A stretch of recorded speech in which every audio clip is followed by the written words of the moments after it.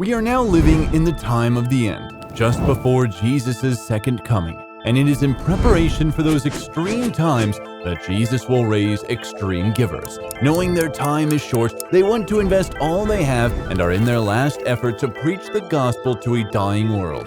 They do not fear any lack. By giving their tithe and promise offerings regularly and systematically, they've learned what it means to live by faith and have seen God's power to provide for their needs. They see the world falling apart. Wars, catastrophes, pandemics, social turmoil, unfaithfulness, apostasy, and threats from every side abound. As they will not accept the mark of the beast, they will soon not be able to buy or sell. Also, houses and lands will be of no use to them in the time of trouble. Not only can those possessions no longer be disposed of to advance the cause of God, but their faithful owners will have to leave them all behind while fleeing from angry mobs. Therefore, before the time of trouble, God calls them to cut loose from every encumbrance and make a covenant with God through sacrifice. Knowing that the time of their redemption draws near, they will put their possessions on the altar, aware that not all will be required to sell their properties simultaneously. Feeling a deep desire to be taught, each inquires earnestly of God for duty, and Jesus himself teaches them individually when to dispose of these things and how much to sell.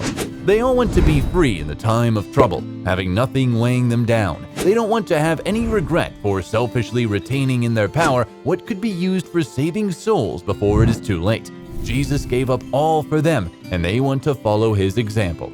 They frequently recall what happened to the rich young ruler. He was in his time of the end, as Jerusalem would soon be destroyed.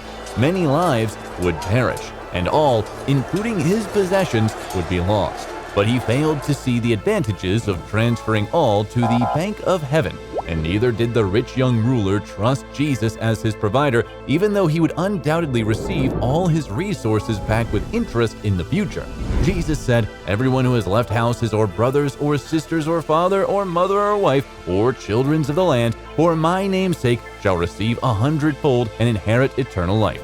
Sometime later, when all saints fled from Jerusalem to the mountains as per Jesus' instruction, the rich young ruler was not among them. By remaining in the city when the Romans took it, he became subject to all kinds of loss, even life itself, with eternal consequences.